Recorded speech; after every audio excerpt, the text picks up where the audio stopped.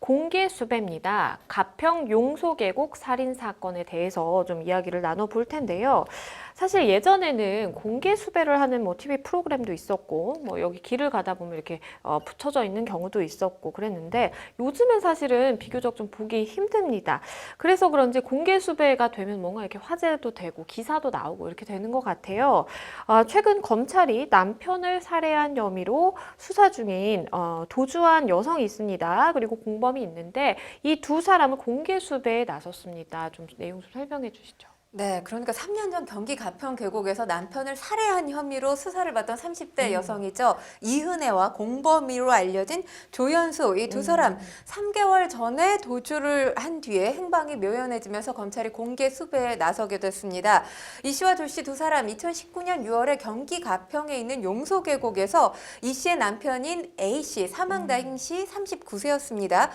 A 씨를 살해한 혐의를 받고 있는데요. 네. 검찰은 이들이 수영을 할 줄 모르는 A 씨에게 계곡에서 다이빙을 하게 한 뒤 구조 요청을 묵살한 것으로 보고 있습니다. 이 검찰에 따르면 이은혜가 남편의 명의로 가입한 이 생명보험금 8억 원을 노리고 이 공범 조연수와 이 공모해서 범행한 혐의로 들여다보고 있는 상황입니다. 당초 이 사건 일반적인 변사 사건으로 내사 종결이 됐습니다. 네. 그런데 유족과 지인의 제보로 이 전면 재수사가 지난해 2월에 진행이 됐고요. 그리고 지금 이은혜와 이 조연수 두 사람의 관계가 또 보도가 되고 있는데 성매매 업주와 종업원 사이로 알려졌습니다. 내연 관계인 것으로 알려지고 있고요. 보험 실효를 불과 4시간 앞두고 이 사망 사건, 당시엔 사고였죠. 이 사건이 발생을 하게 된 겁니다. 일단 두 사람 공개 수배 전에 이 출국 금지 조치가 내려진 상황입니다. 그렇기 네. 때문에 검찰에서는 밀항을 했을 가능성 또는 국내에서 도피 생활을 이어갈 가능성 이렇게 두 가지로 보고 있는 것으로 보입니다. 이 남성 수영을 할 줄 모르는 사람이었어요. 그런데 다이빙을 시키고 그리고 구조를 고의적으로 하지 않은 것으로 지금 알려지고 있는데요. 사건에 대해서 조금 더 자세하게 들어가 보도록 하겠습니다. 우선 이 몇 년 전에 이 아내인 이모 씨가 직접 탐사 프로그램에 보험사가 보험금을 주지 않는다라면서 제보를 한 적도 있었어요. 애초에 보험사의 갑질, 거대 보험사의 횡포로 이 취재가 시작이 됐다라고 볼 수 있는데 제보하기 이전에 2020년 3월경에 여러 온라인 커뮤니티에 이런 글, 그러니까 이은혜가 올린 것으로 추정되는 글들을 제가 잠시 소개를 해드리면 네. 7명이서 계곡에 놀러 갔는데 남자들끼리 다이빙을 하다 마지막으로 뛰어내린 배우자가 물 밖으로 나오지 못해 사망했다라고 적으면서 이미 서류에서도 다 끝난 것을 내가 어리고 모른다는 이유로 질질 끌고 사고사로 나와 있는데도 보험사가 극단적 선택으로 몰고 간다라고 하면서 도와주실 분 간절하게 찾는다. 제보도 인터뷰도 다 응하겠다. 이게 2020년 3월이었는데 그 이후에 이제 한 지상파의 탐사보도 프로그램에 본인이 직접 제보를 한 거죠. 네. 그러니까 사망보험금 받아야 되는데 보험사가 날 의심해서 주지 않는다라는 게 제보 내용의 골자였습니다. 일단 지금 제보를 하면서 더 기가 막힌 건 지금 공범으로 알려진 조연수죠. 이은혜가 내연남이 있다고 이 취재진에게 알렸어요. 그리고 내연남과 함께 계곡에 갔고 남편 가족은 이 사실을 모르고 현재 내연남과 동거 중이다. 이렇게 본인이 직접 제보를 한 것으로 알려졌습니다. 그러면서 방송을 보고 나서 지금 이은혜가 지난해 4월 이 방송사 프로그램을 대상으로 해서 본인을 살인자로 몰았다라고 하면서 명예훼손했다. 라고 했습니다. 그래서 손해배상 소송을 제기하기도 했는데 이 소송이 제기된 지 1년 만에 재판부가 이은혜의 소송을 기각했습니다. 그러면서 이 관련 보도 내용 객관적이고 진실했음을 재판부가 인정을 했는데 이 씨와 조 씨 두 사람 잠적하기 전에 또 자신들을 온라인상에서 비난했던 일부 네티즌 100여 명을 지금 고소한 것으로 알려지고 있습니다. 네. 정보통신망법 명예훼손 혐의로 네티즌 100명에 대한 고소장도 접수했다는 사실이 최근에 보도됐습니다. 네, 말씀해 주신 것처럼 네티즌을 이제 고소를 하기도 한 건데 참 얘기를 들을수록 뭔가 화가 나고 막장 드라마 같다라는 생각이 좀 듭니다. 그런데 이 두 사람 사실 살인 혐의로 그러면 조사를 이전에 받고 있던 상황 아니었을까요?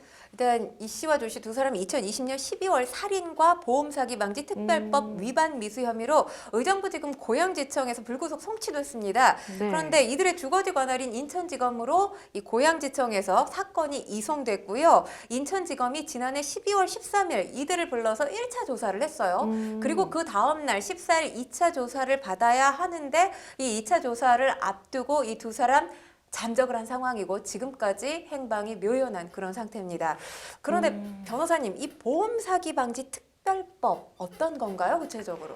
보험 사기 방지 특별법은 2016년에 이제 시행이 된 법률인데요. 사실 보험 사기가 이전에는 그냥 일반 사기죄로 이제 처벌을 받았습니다. 그래서 형량이 10년 이하의 징역 또는 2천만 원 이하의 벌금으로 이제 일반적인 사기죄와 마찬가지로 의율이 되다가, 그런데 이제 보험 사기가 너무 빈번하게 발생하기도 하고 보험 사기로 인해서 이제 보험사라든지 아니면 일반 보험 가입자들의 이제 부담이 굉장히 좀 커지게 되는 일이 생기다 보니까 보험 사기에 대해서 우리 조금 더 높게 처벌을 해야 된다, 가중 처벌을 해야 된다라는 목소리에 의해서 이렇게 실제로 법이 제정이 되고 시행이 되게 됐고요. 그래서 일반 사기죄보다는 조금은 높은 형량으로 10년 이하 징역 또는 5천만 원 이하의 이제 벌금에 처해진다라고 보험 사기는 되어 있습니다. 그래서 일반적으로 우리가 생각하는 그런 보험 사기들, 뭐 보험 그 사건이 발생한 그 원인을 속인다라든지 아니면 그 사건 내용을 속인다라든지 뭐 이렇게 해야 하게 되면은 이제 보험 사기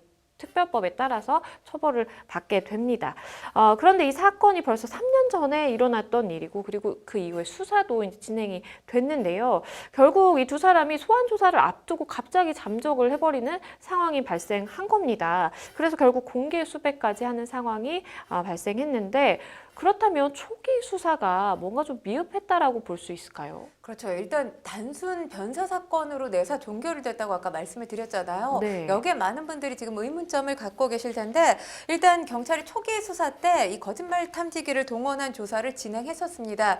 왜냐하면 유족 측에서 이 두 사람 사이의 관계를 의심하고 있었던 상황이고요. 또 피해자가 수용을 못하는 점 등을 들어서 이 수사가 진행이 됐던 건데, 네. 거짓말 탐지기를 통한 수사 조사를 했지만 별 실효가 없었던 것으로 지금 알려지고 있습니다. 그리고 조사 당시에 사망한 A씨 앞으로 생명보험이 가입된 점도 파악이 되기는 했어요. 네. 그런데 이게 지금 이 씨가 강요를 해서 생명보험에 가입을 했다라고 보기는 어려웠던 것이 A씨가 살아있을 때 이런 이야기를 자주 했다고 합니다. 그러니까 주변에 내 명의로 생명보험 있다, 내 생명은 몇억 원짜리다, 뭐 이런 식의 이야기를 자주 했다고 해요. 네. 그래서 지금 이은혜가 보험에 가입하도록 유인했다고 의심하기 어려웠던 상황이었다라는 게 지금 경찰의 입장이고요.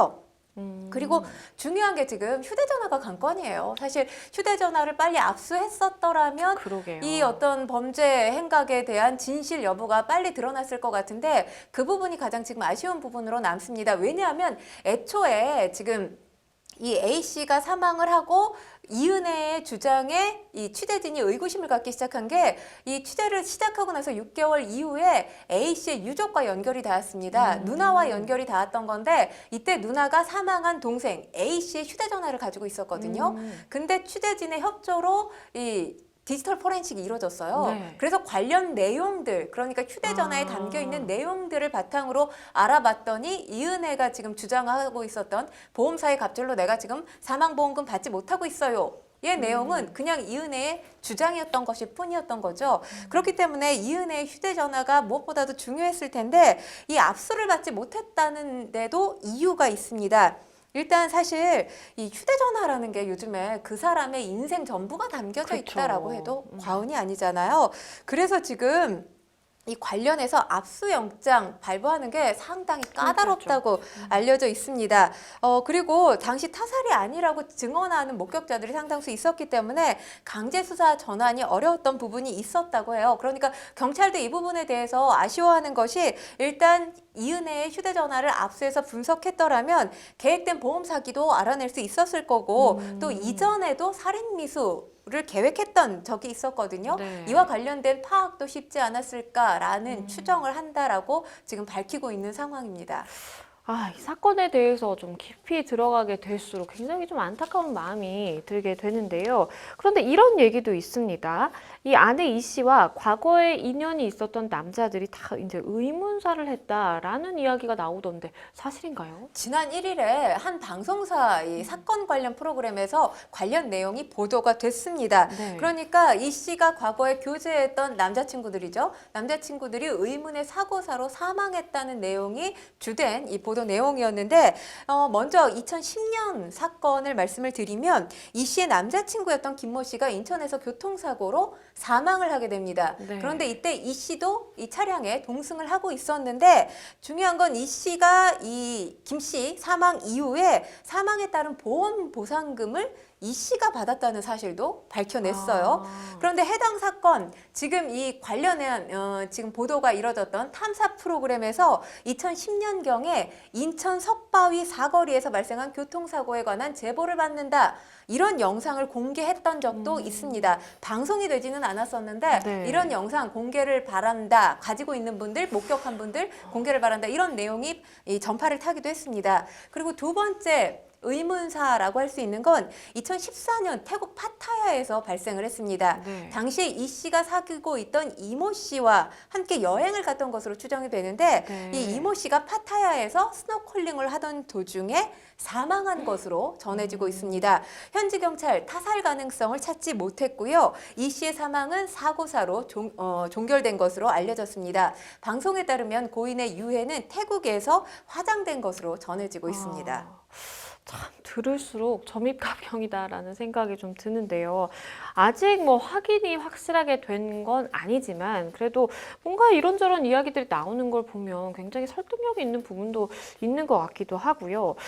특히나 이 현재 수사 중인 남편이 계곡에서 사망하기 이전에도 남편을 살인하려던 여러 가지 정황이 있었다고 알려지고 있어요. 네, 두 번의 살인 정황이 있는데요. 2019년 6월에 그러니까 이 계곡에서 사망을 하게 된 거 아닙니까? 네. 그 전에 2019년 2월에 강원도 양양군 한 펜션에서 A 씨에게 이 보고 피 등을 섞은 음식을 먹여서 살해하려고 했는데 독성이 치사량에 못 미쳐서 미수에 그쳤습니다. 그리고 3개월 뒤죠. 2019년 5월. 그러니까 2019년 6월 이 사망 사건이 발생하기 한 달 전에도 이와 관련 정황이 지금 드러나고 있는데 경기도 용인의 한 낚시터에 이 아는 지인들과 함께 놀러 갔습니다. 그런데 이 A 씨를 물에 빠뜨려서 살해하려다가 지인이 A 씨를 구조하면서 실패했는데 이때 중요한 건 이 조 씨와 5년 동안 연인 관계로 있었던 이 B 씨가 한 유튜브 채널에 인터뷰를 요청을 했어요. 네. 그런데 그때 당시에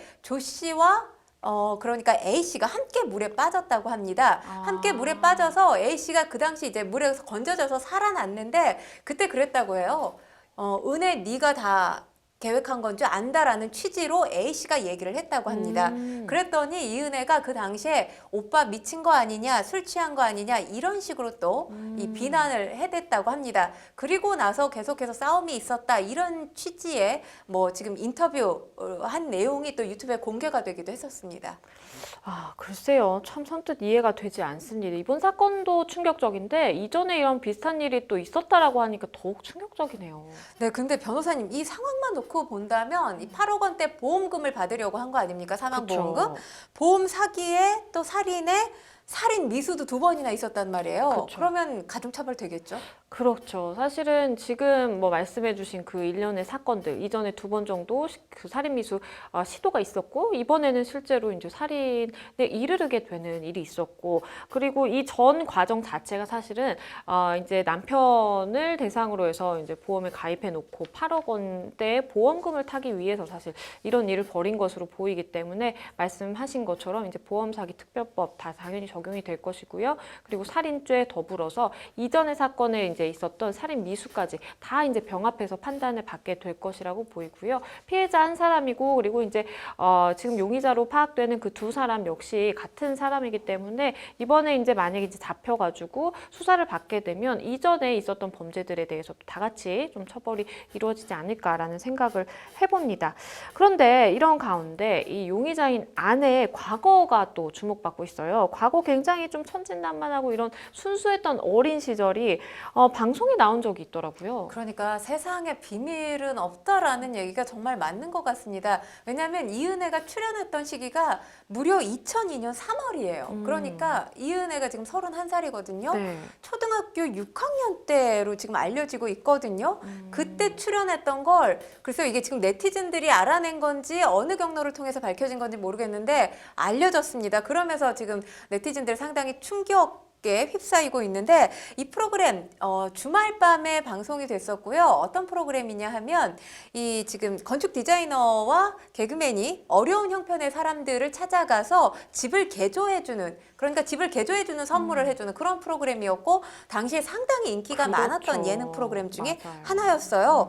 이 당시에 이은혜가 초등학교 6학년으로 몸이 불편한 아버지와 어머니와 함께 이 기초생활수급자로 생활 중인 어려운 가정사를 공개했습니다. 이때 이 씨 부모가 국가보조금 45만 원으로 한 달을 버틴다라고 하면서 은혜의 미래를 생각하면 막막해서 잠을 못 잔다. 이렇게 이야기하면서 호소하기도 했는데요. 여기에서 이제 이은혜의 효심이 또 조명이 됐습니다. 네. 이 씨가 부모님께서 쓰고 계시는 휠체어를 자신의 방에 두기 때문에 자신의 방을 쓸 수 없다라고 하면서 부모님과 방을 같이 쓰는데 본인 잠버릇이 심해서 죄송하다. 이렇게 이야기를 해서 진행자들의 칭찬을 받기도 했었다고 합니다. 네. 그리고 방송 말미 이 보여지는 장면을 보면 이은혜가 리모델링된 집을 보면서 엄마 아빠께서 오늘처럼 말을 많이 하시고 우시는 모습 처음 봤다라고 하면서 이런 얘기를 해요. 저도 나중에 커서 받은 만큼 어려운 사람에게 베풀고 싶다. 이렇게 다짐하는 모습이 나오기도 했습니다. 네. 사실 요즘에는 뭐 유튜브를 통해서 관련 뭐 예전 영상들도 많이 그렇죠. 유튜브를 통해서 접할 수가 있잖아요. 이 누리꾼들이 관련 영상 본 누리꾼들은 이렇게 얘기를 하고 있습니다. 어려운 사람에게 베풀고 싶다라는 마지막 말과 지금의 상황이 너무나 대비되잖아요. 그러게요. 그래서 충격스럽다라는 네티즌들도 있고요. 그리고 부모님들께서 분명히 힘들게 키웠을 텐데 왜 그런 사람으로 자랐는지 이해가 안 된다.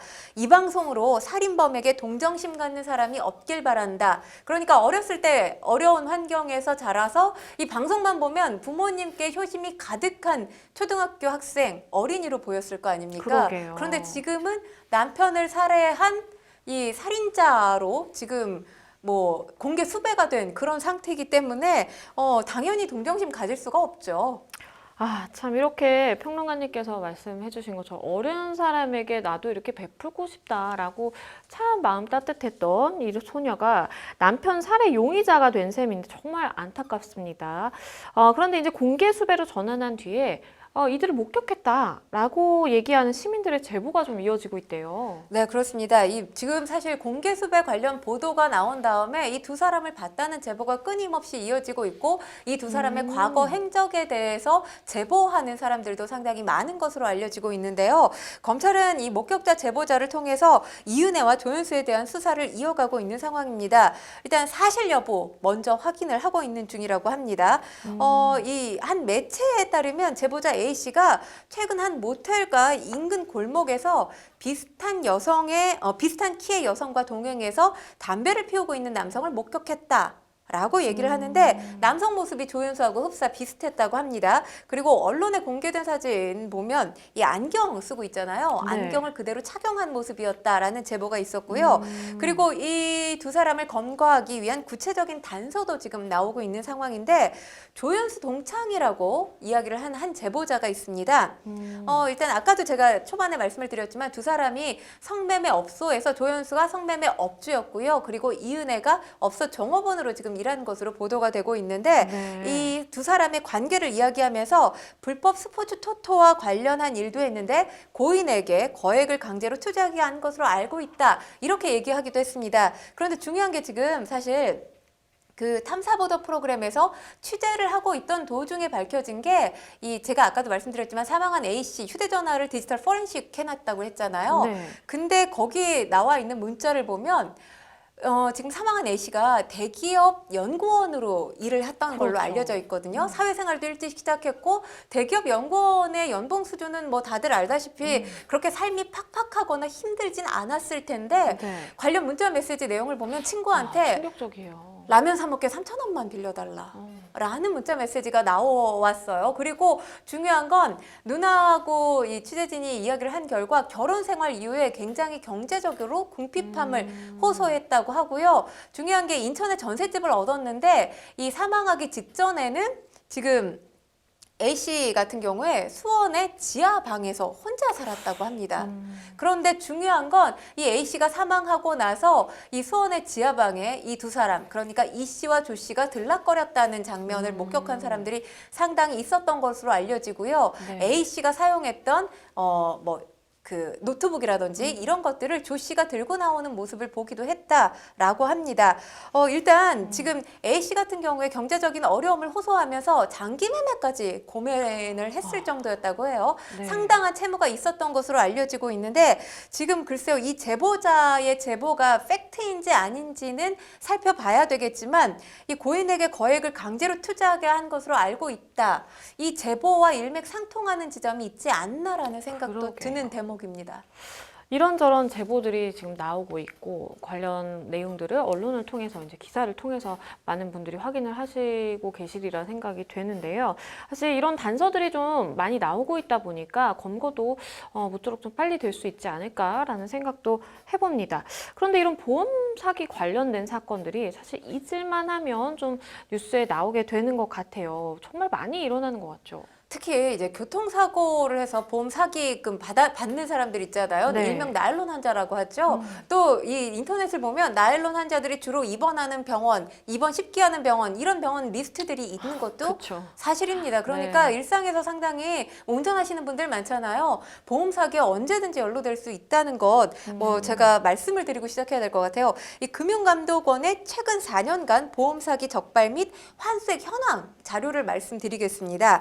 이 보험 사기 적발 금액이 2017년에 7,030억이었거든요. 그런데 지난 2020년 8,985억 원입니다. 네. 4년간 무려 25%가 증가를 했고요. 적발 인원 기준으로 보자면 2017년에 8만 3천 명이었는데 2020년에는 9만 8천 명이 보험 사기에 연루된 것으로 지금 확인이 됐습니다.